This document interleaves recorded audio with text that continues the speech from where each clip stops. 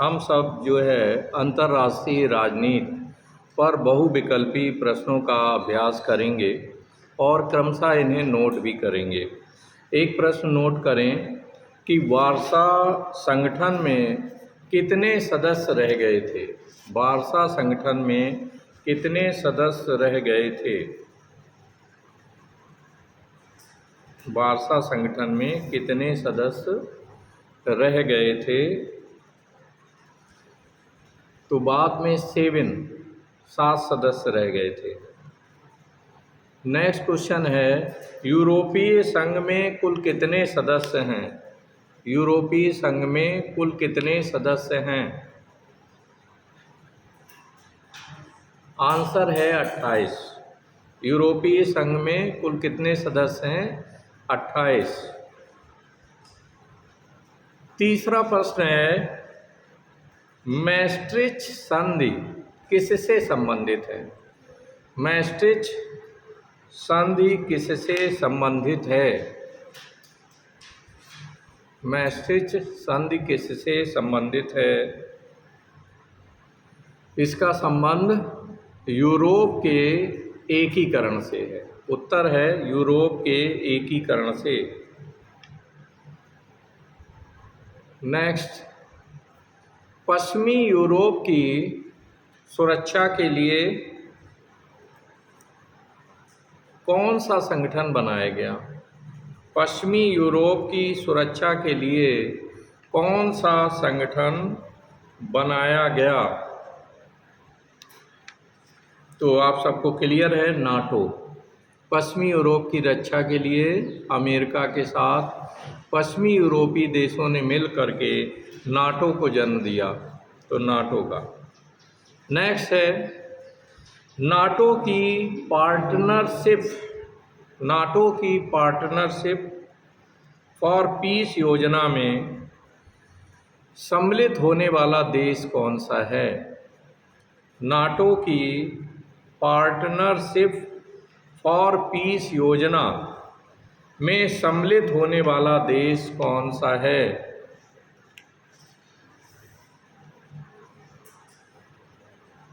लिखें रूसी संघ।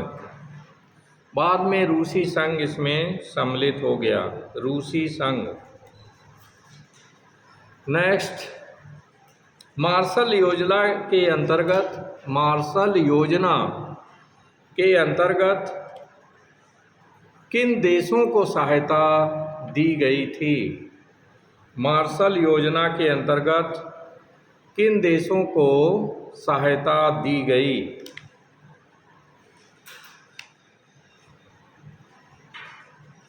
लिखें, आंसर है पश्चिमी यूरोपीय देशों को। पश्चिमी यूरोपीय देशों को। नेक्स्ट, वह साम्यवादी देश जिसने वारसा संगठन की सदस्यता त्याग दी थी। वह साम्यवादी देश जिसने वारसा संघ की सदस्यता त्याग दी थी। जिसने वारसा संगठन की सदस्यता त्याग दी थी। आंसर है अल्बानिया। कौन सा है। अल्बानिया है। नेक्स्ट, द्वितीय महायुद्ध के बाद यूरोप में संघर्ष का प्रमुख मुद्दा क्या था। द्वितीय महायुद्ध के बाद यूरोप में संघर्ष का प्रमुख मुद्दा क्या था।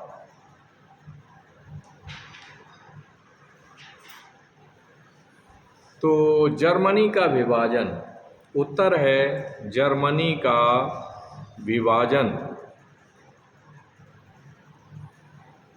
ये महत्वपूर्ण प्रश्न है कि आज पूर्वी यूरोप में किसकी हवा चल रही है।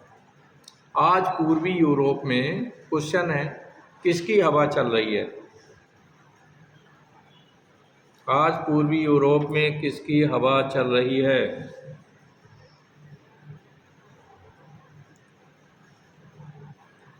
तो विकल्प नोट करें। पहला है लोकतंत्र, क्योंकि इसमें उपर्युक्त सभी सही है, तो पहला है लोकतंत्र की हवा चल रही है। बी विकल्प है कि बाजारों उन्मुख अर्थव्यवस्था, बाजारों उन्मुख अर्थव्यवस्था की हवा चल रही है। और सी विकल्प है कि उन्मुक्त समाज, उन्मुक्त समाज। और डी विकल्प सही है कि उपर्युक्त सभी कथन सही हैं। 1999 में नाटो ने कहाँ लगातार बमबारी की? वर्ष 1999 में नाटो ने कहाँ पर लगातार बमबारी की?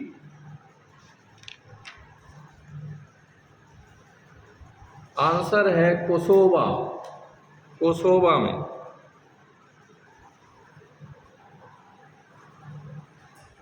नेक्स्ट, कोसोवा किससे संबंधित है? नेक्स्ट क्वेश्चन, कोसोवा किससे संबंधित है? कोसोवा किससे संबंधित है? युगो इस्लावी संघ से, युगो इस्लावी संघ से।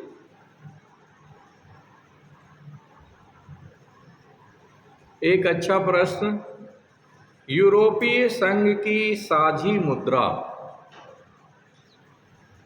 यूरोपीय संघ की साझी मुद्रा यूरो का चलन कब से हुआ? यूरोपीय संघ की साझी मुद्रा यूरो का चलन कब से हुआ, शुरू हुआ? उत्तर नोट करें, 1 जनवरी 1999 से, 1 जनवरी 1999 से।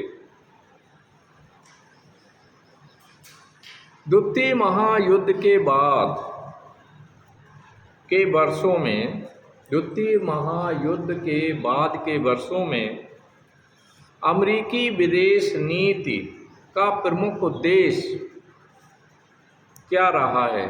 द्वितीय महायुद्ध के बाद के वर्षों में अमेरिकी विदेश नीति का प्रमुख उद्देश्य क्या रहा है?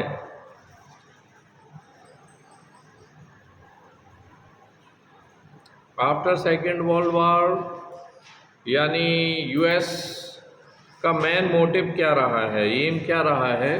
तो उत्तर में लिखें साम्यवाद का अवरोध, साम्यवाद का अवरोध। नेक्स्ट क्वेश्चन, सितंबर 1994 में लोकतंत्र बहाली के नाम पर, सितंबर 1994 में लोकतंत्र बहाली के नाम पर अमेरिका ने अपनी सेनाएं कहाँ भेजीं? अमेरिका ने अपनी सेनाएं कहाँ भेजीं?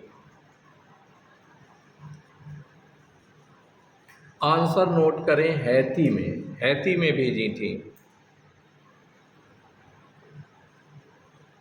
4 सूत्रीय कार्यक्रम के साथ किस अमेरिकी राष्ट्रपति का नाम जुड़ा हुआ है? 4 सूत्रीय कार्यक्रम अंडरलाइन कर लें, के साथ किस अमेरिकी राष्ट्रपति का नाम जुड़ा हुआ है? आंसर है राष्ट्रपति ट्रूमैन का, ट्रूमैन। नेक्स्ट क्वेश्चन बहुत ही इम्पोर्टेंट, पार्थक्य नीति पर जोर देने वाला अमेरिकी राष्ट्रपति कौन था? पार्थक्य नीति पर जोर देने वाला अमेरिकी राष्ट्रपति कौन था? पॉलिसी ऑफ सेपरेशन, तो ये उत्तर है मुनरो, राष्ट्रपति मुनरो। नेक्स्ट एक कोटेशन नोट करें, यदि यूनान हाथ से निकल गया, यदि यूनान हाथ से निकल गया तो तुर्की साम्यवाद के महायुद्ध में तुर्की साम्यवाद के महायुद्ध में एक तुर्की साम्यवाद के महायुद्ध में एक आरक्षणीय चौकी बन जाएगा, एक आरक्षणीय चौकी बन जाएगा। यह कथन अमेरिकी विदेश नीति के बारे में किसका है? यह कथन अमेरिकी विदेश नीति के बारे में किसका है?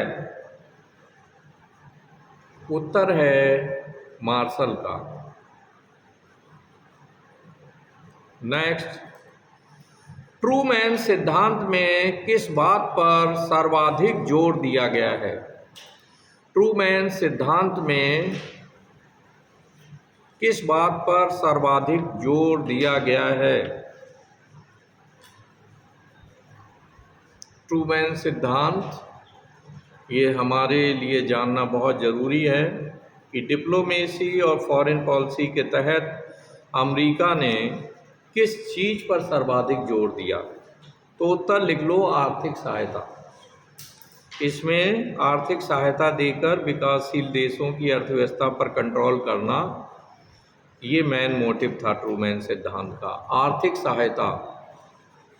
नेक्स्ट, ट्रूमैन सिद्धांत के बारे में क्या सच है? अगला क्वेश्चन, ट्रूमैन सिद्धांत के बारे में क्या सच है?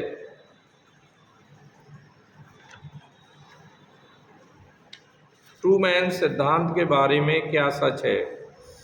तो यहाँ 3 विकल्पों के माध्यम से हम लोग ट्रूमैन सिद्धांत को समझने का प्रयास करेंगे।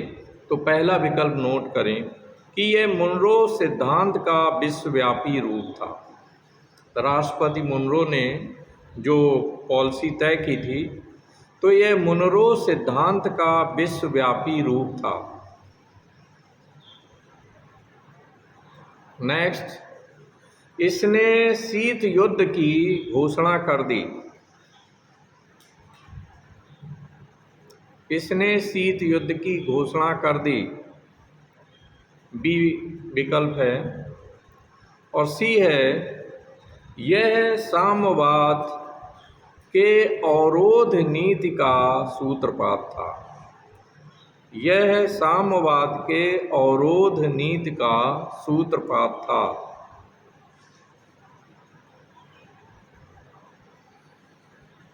तो यहाँ पर किस तरह हमें ये कनेक्ट करने हैं 3-4 पॉइंट।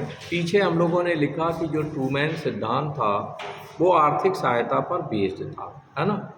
अब इसके अलावा ये मुनरो सिद्धांत, जो इससे पहले राष्ट्रपति थे, उन्होंने जो खास करके ये साम्यवाद को अवरोध करने के लिए सिद्धांत बनाया था। ट्रूमैन ने इसे आगे बढ़ाया। जो विकासशील निर्धन राष्ट्र सोवियत रूस के खेमे में या साम्यवादी खेमे में जा सकते थे, तो उनको आर्थिक सहायता प्रदान की गई थी। तो इससे क्या हुआ कि ये जो पॉइंट आपने लिखा कि शीत युद्ध की घोषणा कर दी, इससे शीत युद्ध में बढ़ोतरी हुई। क्योंकि सोवियत संघ अपनी पॉलिसी को, अपने साम्यवाद के सिद्धांत को आगे बढ़ाना चाहता था और अमेरिका इसमें बीच में बाधा का काम कर रहा था, तो जाहिर है शीत युद्ध को आगे बढ़ना ही था। नेक्स्ट क्वेश्चन नोट करें, लैटिन अमेरिकी राज्यों हेतु लैटिन अमेरिकी राज्यों हेतु, जब हम बात लैटिन अमेरिकी राज्यों की करते हैं, इट मीन्स दक्षिण अमेरिका। लैटिन अमेरिकी राज्यों हेतु प्रगति के लिए मैत्री नीति, प्रगति के लिए मैत्री नीति, अंडरलाइन कर लें, प्रगति के लिए मैत्री नीति का सूत्रपात करने वाला अमेरिकी राष्ट्रपति कौन था? सूत्रपात करने वाला अमेरिकी राष्ट्रपति कौन था?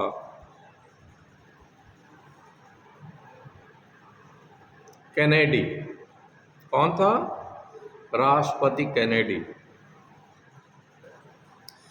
अच्छा, ये भी याद रखना कि कैनेडी सबसे यंगेस्ट प्रेसिडेंट थे अमेरिका में बनने वाले जो प्रेसिडेंट थे, उनमें ये बहुत ही यंगेस्ट थे, अबाउट 48-49 ईयर्स के। जैसे हमारे देश में पूछा जाए कि सबसे यंगेस्ट प्राइम मिनिस्टर कौन बना, राजीव गांधी, राजीव गांधी है ना। हाँ, नेक्स्ट आप लिखें, चीन के संबंध में अमेरिकी विदेश नीति। चीन के संबंध में अमेरिकी विदेश नीति में आमूल चूल परिवर्तन करने वाला अमेरिकी राष्ट्रपति कौन था? चीन के संबंध में अमेरिकी विदेश नीति में आमूल चूल परिवर्तन करने वाला अमेरिकी राष्ट्रपति कौन था?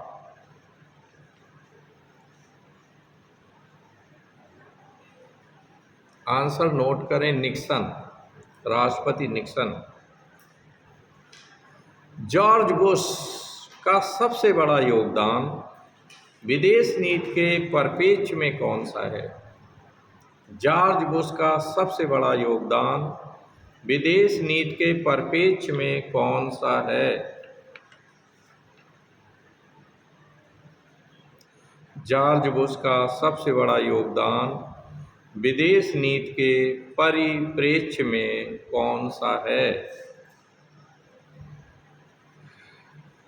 यहाँ आपको हम कुछ विकल्प उपलब्ध कराते हैं, पहले आप बतलाएं कि ए विकल्प है पाकिस्तान को अमेरिकी शस्त्र सहायता, बी विकल्प है यूनेस्को छोड़ने का निर्णय, सी है साम्यवाद का अवरोध और डी है शीत युद्ध का अंत। शीत युद्ध का अंत है ना। मिखाइल गोर्बाचोव और जॉर्ज बुश, इन दो को शीत युद्ध के अंत का श्रेय दिया जाता है।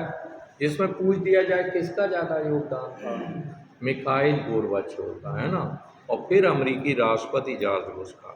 नेक्स्ट, मार्च 2000 में राष्ट्रपति क्लिंटन ने किन देशों की यात्रा की थी? मार्च 2000 में राष्ट्रपति क्लिंटन ने किन देशों की यात्रा की थी?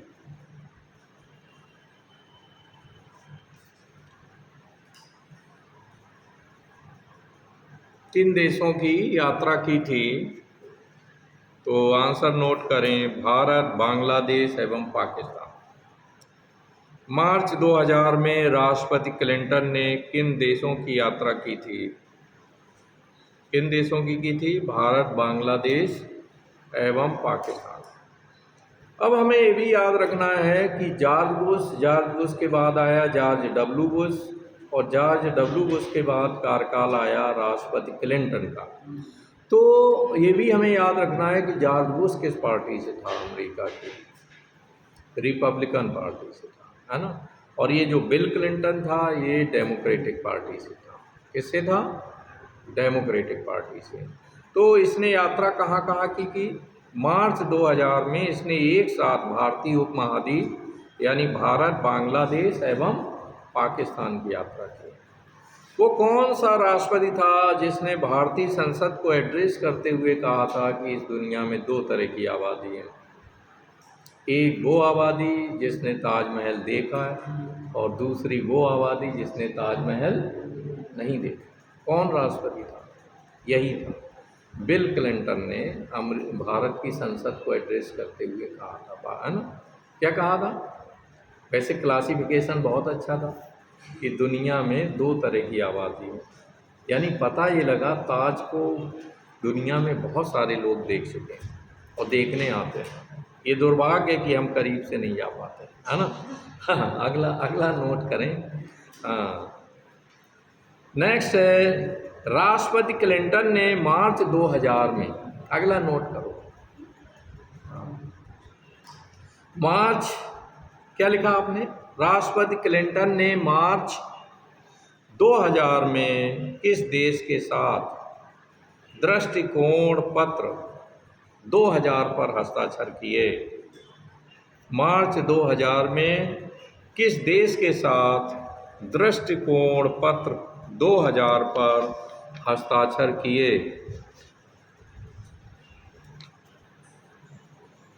जाहिर है हमारे देश के साथ, भारत के साथ। उत्तर है भारत।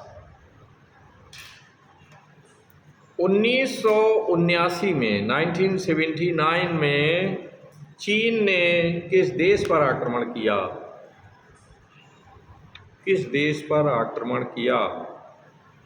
1979 में चीन ने किस देश पर आक्रमण किया था? उत्तर है वियतनाम पर। वियतनाम। नेक्स्ट, चीनी विदेश नीति की प्रमुख विशेषता है। चीनी विदेश नीति की प्रमुख विशेषता है। आंसर नोट करें, चारा और छड़ी की नीति। चारा और छड़ी की नीति।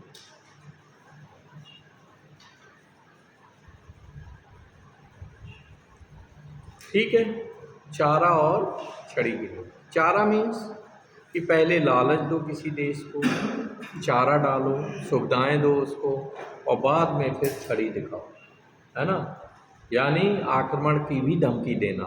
नेक्स्ट हम आप देखें, आपसे पूछा जाए डॉलर कूटनीति किस देश की कूटनीति की प्रमुख विशेषता है? नोट कर लो, डॉलर कूटनीति किस देश की विदेश नीति की प्रमुख विशेषता है? पहले डॉलर आगे बढ़ता है और उसके बाद सारे काम उनके लिए आसान हो जाते हैं।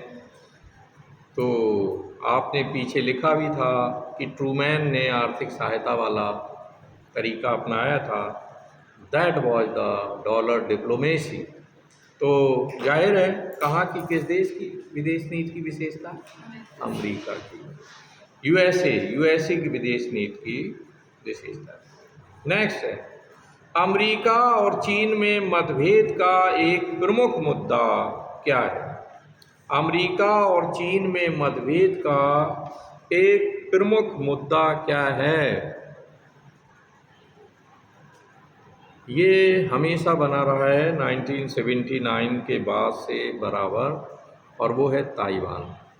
ताइवान पर कब्जा चाहता है चाइना और अमेरिका उसे प्रोटेक्शन देता है, तो इसका ये प्रमुख मुद्दा है मतभेद का।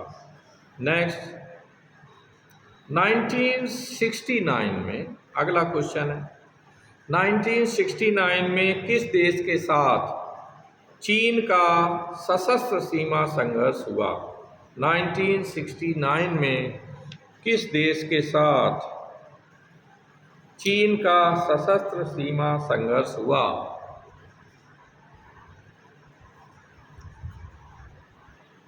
तो हम लोग याद रखेंगे कि 1962 में तो हमारे साथ हुआ था और 1969 में सोवियत संघ के साथ हुआ। उत्तर है सोवियत संघ। नेक्स्ट, वह देश जो चीन का मित्र कहा जा सकता है। Now you will have to decide, आपको तय करना है, वह देश जो चीन का मित्र कहा जा सकता है। सरल है, पाकिस्तान। पाकिस्तान, यस, वह देश जो चीन का मित्र कहा जा सकता है। पाकिस्तान चीन की और चीन पाकिस्तान की, ये एक दूसरे की बराबर सहायता कर देते हैं। अभी आप देखें कि चाइना से दोस्ती के लिए पाकिस्तान ने अपना कराकोरम एरिया, जो कि पाक अधिकृत कश्मीर के ऊपर से है, तो वो पूरा रोड दे दिया है वहाँ से, है ना। चीनी सेना वहाँ मिलकर काम करती है। जब हमने परमाणु विस्फोट किया तो एट दैट टाइम चाइना ने अपने भंडार में, स्टोर में रखे हुए परमाणु बम पाकिस्तान को मुहैया कराए थे, और मियाँ नवाज शरीफ दौड़कर वहाँ गए थे, और उस समय चाइना ने कहा था कि तुम भी भारत के पैरेलल विस्फोट कर दो, जबकि उसके पास नहीं थे परमाणु, है ना। चले, तो इस तरह दोनों बहुत ही खास दोस्त हैं। नेक्स्ट, अमेरिका ने चीन को राजनयिक मान्यता कब प्रदान की? अमेरिका ने चीन को राजनयिक मान्यता कब प्रदान की? राजनयिक मान्यता कब प्रदान की?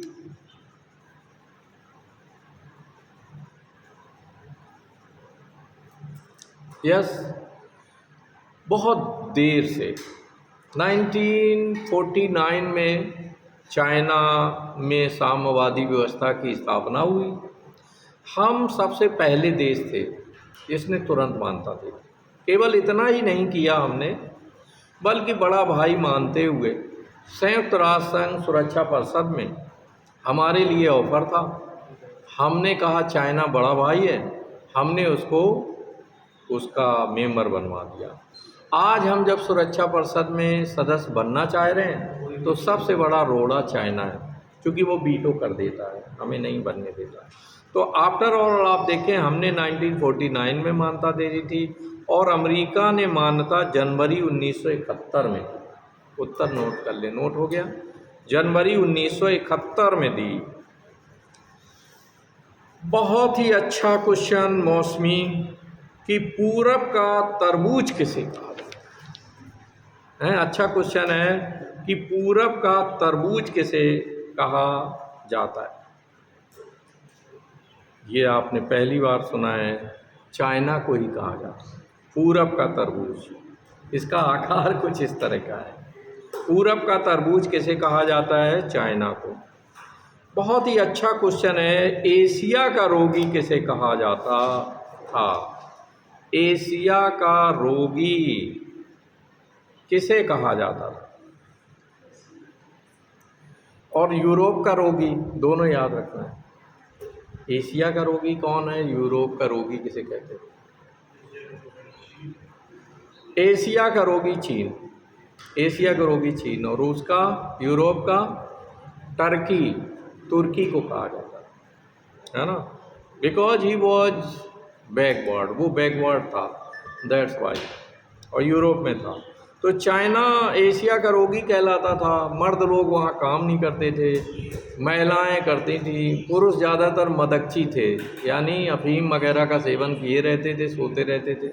महिलाएं खेत खलिहान उद्योगों में काम करती थी। लेकिन साम्यवाद के आने के बाद वहाँ क्रांतिकारी परिवर्तन हुआ और वो रोगी की जो छवि थी उससे बाहर आ गया। नेक्स्ट क्वेश्चन लिखें, चीनी विदेश नीति के क्रियान्वयन का साधन क्या है? अच्छा क्वेश्चन है। चीनी विदेश नीति के क्रियान्वयन का साधन क्या है? चीनी विदेश नीति के क्रियान्वयन का साधन क्या है? सारे विकल्प नोट करने होंगे। ए है प्रचार, यस, वो अपनी साम्यवादी व्यवस्था के गुणों को प्रचार बहुत करता है और कई देशों के अंदर घुसपैठ करके और वहाँ साम्यवादी जो है संगठन खड़े करा देता है ना। तो प्रचार पहला है। दूसरा है मूलोच्छेद, मूलोच्छेद। सी है आर्थिक सहायता, आर्थिक सहायता भी आगे बढ़ाता है। मूल से काटने का प्रयास करता है किसी भी पार्ट को किसी देश के। और नेक्स्ट है उपर्युक्त सभी, डी है उपर्युक्त सभी। ये बहुत ही महत्वपूर्ण कोटेशन है और बहुत पूछा गया है। राजनीतिक शक्ति बंदूक की नली से उत्पन्न होती है। बंदूक से कोई भी वस्तु उत्पन्न की जा सकती है। ये लग नहीं रहा, युवाओं का नारा है। राजनीतिक शक्ति बंदूक की नली से उत्पन्न होती है और बंदूक से कोई भी वस्तु उत्पन्न की जा सकती है। यह कथन किसका है? यह कथन किसका है? माओ से तुंग का। माओ से तुंग, जो चीन में साम्यवादी व्यवस्था की जिसने स्थापना की, जनक माओ से तुंग। बहुत ही अच्छा क्वेश्चन है। भारत की विदेश नीति की मूल बातों का समावेश संविधान के किस अनुच्छेद में है?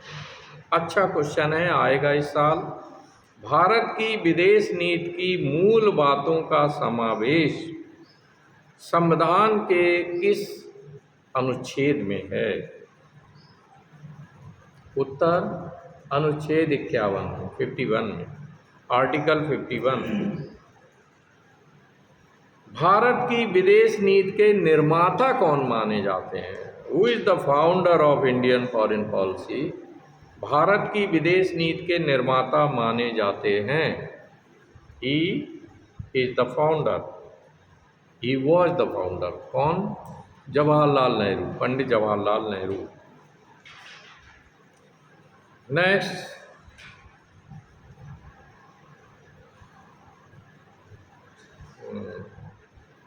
पंचशील से संबंधित सिद्धांत कौन सा नहीं है? पंचशील से संबंधित सिद्धांत कौन सा नहीं है? विकल्प नोट करें। अनाक्रमण, अहस्तक्षेप, अनाक्रमण, अहस्तक्षेप। नेक्स्ट, अहिंसा। और नेक्स्ट, शांतिपूर्ण सह अस्तित्व। इनमें से एक नहीं है। अनाक्रमण, अहस्तक्षेप, अहिंसा, शांतिपूर्ण सह अस्तित्व, पीसफुल को एग्जिस्टेंस। कौन सा नहीं है? अहिंसा। यू आर राइट, अहिंसा नहीं है, शेष हैं।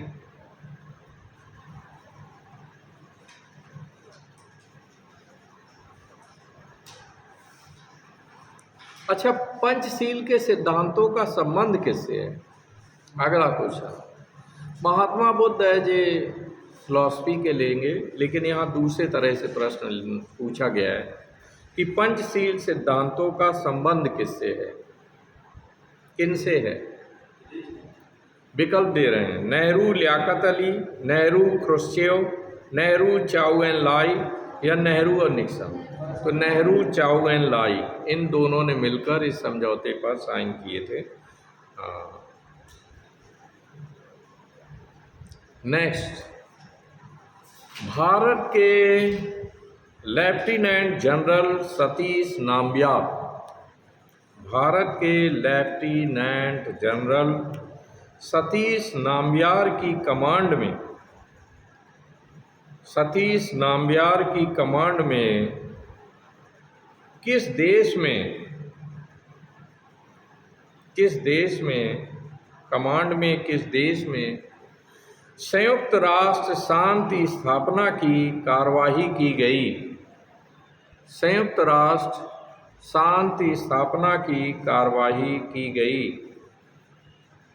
उत्तर है पूर्व युगोस्लाविया।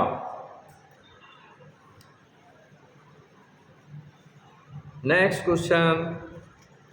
लाल बहादुर शास्त्री के युग में विदेश नीति की दृष्टि से महत्वपूर्ण है।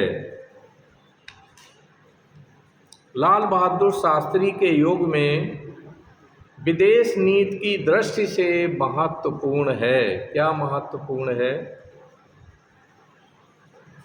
लाल बहादुर शास्त्री के युग में विदेश नीति की दृष्टि से महत्वपूर्ण है। शिमला समझौता, या ताशकंद समझौता, या बांडुंग समझौता, या पंचशील समझौता? ठीक है, ताशकंद समझौता महत्वपूर्ण है। नेक्स्ट, नरसिंहा राव की विदेश नीति का प्रमुख लक्षण क्या है? नरसिंहा राव की विदेश नीति का प्रमुख लक्षण क्या है?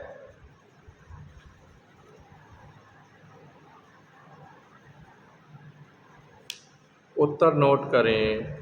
आर्थिक हितों के संरक्षण पर बल दिया इन्होंने।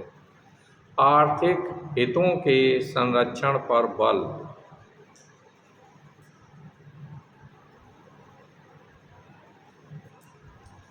नेक्स्ट, भारत और अमेरिका के बीच मतभेद का प्रमुख मुद्दा क्या है? भारत और अमेरिका के बीच मतभेद का प्रमुख मुद्दा क्या है? Now you will have to decide, आपको तय करना है। विकल्प हम दे रहे हैं, बताएं। शिमला समझौता, अणु अप्रसार संधि, ताशकंद समझौता या पंचशील। एक विवाद का मुद्दा है तो लिखें अणु प्रसार संधि। इसको लेकर मतभेद पीछे रहा अटल जी के समय में और प्रधानमंत्रियों के। अच्छा, नेक्स्ट बहुत सरल क्वेश्चन, निम्नांकित में से कौन सा देश भारत का पड़ोसी नहीं है? कितना सरल प्रश्न, नोट कर लिया? वैसे ही बताने के मूड में हैं आप। भूटान, नेपाल, इंडोनेशिया, श्रीलंका। ठीक, शाबाश। इंडोनेशिया नहीं है, बाकी तीन पड़ोसी हैं। नेक्स्ट है, शिमला समझौते का संबंध किससे है? अगला बहुत महत्वपूर्ण क्वेश्चन है, सरल भी है। शिमला समझौते का संबंध किससे है? विकल्प दिया जाए, ऐसे ही पता है, भारत पाकिस्तान से। अच्छा, ये बताएं किन प्रधानमंत्रियों के बीच शिमला समझौता हुआ था? किन प्रधानमंत्रियों के बीच शिमला समझौता हुआ था? नहीं, इंदिरा गांधी इधर और जुल्फ़िकार अली भुट्टो उधर। हाँ, लिख लें, जुल्फ़िकार अली भुट्टो और श्रीमती इंदिरा गांधी के बीच। और आप देखें इस समय दोनों के बेटे और बेटी शिमला समझौते में मौजूद थे। इंदिरा जी के साथ राजीव गांधी थे और बेनज़ीर भुट्टो जो बाद में प्रधानमंत्री बनी, वो भी अपने पापा के साथ आई हुई थी। कुछ लोग मजाक में कहते हैं रिश्ता जोड़ देना चाहिए था शिमला से, ये बात होती रही बाद में, है ना। नेक्स्ट क्या है, अगला क्वेश्चन है, कच्छ द्वीप टापू विवाद का मसला रहा किनके बीच? कच्छ द्वीप टापू विवाद का मसला रहा किसके बीच? अभी चर्चा में है ये मुद्दा, है ना, भारत श्रीलंका के बीच। अभी माननीय मोदी जी ने कहा कि ये गलत हुआ था कि कच्छ द्वीप हमने दे दिया श्रीलंका को, जबकि वो सही था। इंदिरा जी ने बाकायदे उदारता दिखाते हुए, बड़ा एरिया नहीं था और अगर संबंध सुदृढ़ हो सकते थे तो ऐसे में हमने कच्छ द्वीप जो है दे दिया श्रीलंका को।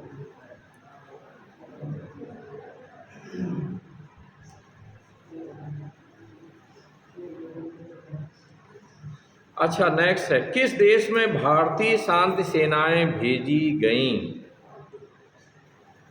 किस देश में भारतीय शांति सेनाएं भेजी गईं? तो you know that Rajiv Gandhi के दौर में श्रीलंका में भेजी गई। इस तरह भी आ सकता है कि राजीव गांधी के कार्यकाल में भारतीय शांति सेनाएं किस देश में भेजी गई थी। और बल्कि राजीव गांधी के हत्या में ये बहुत ही गलत हुआ कि उन्होंने श्रीलंका में सेनाएं भेजी।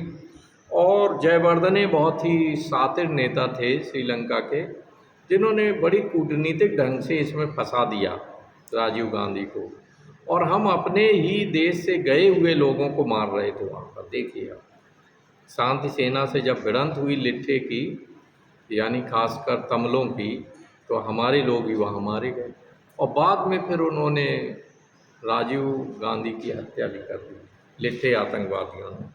अगला है, फरक्का समस्या का संबंध किससे है? अंतिम दो प्रश्न और। फरक्का समस्या का संबंध किससे है?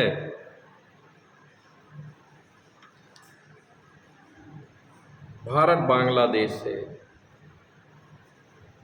नेक्स्ट,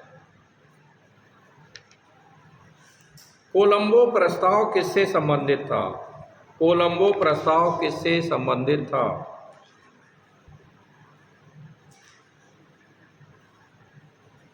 भारत और चीन से। किससे संबंधित था? हम याद रखें, हम इसमें भारत श्रीलंका कर सकते हैं, लेकिन याद रखना कि कोलंबो में भारत और चीन को लेकर एक समझौता हुआ था। और अंतिम क्वेश्चन, भारत का वह प्रधानमंत्री जिसने चीन की कभी यात्रा नहीं की। इंदिरा गांधी। ठीक, शाबाश। भारत का वह प्रधानमंत्री जिसने चीन की कभी यात्रा नहीं की, है ना, इंदिरा गांधी। इंदिरा गांधी बहुत नाराज रहीं चीन से, चूँकि भारत चीन युद्ध के कारण ही और उसमें संसद में जो बार बार जब पंडित जवाहरलाल नेहरू को अपमान के घूंट पीने पड़े और इसी की वजह से बाद में हृदय गति रुक जाने से उनकी डेथ भी हो गई, तो इसको भुला नहीं पाई इंदिरा जी और अपने कालखंड में उन्होंने कभी भी चाइना का दौरा नहीं किया। तो आप ये सभी प्रश्नों को तैयार करें और ये वीडियो अच्छा लगे तो ज़रूर लाइक करें, शेयर करें अपने मित्रों के बीच और चैनल को सब्सक्राइब करें।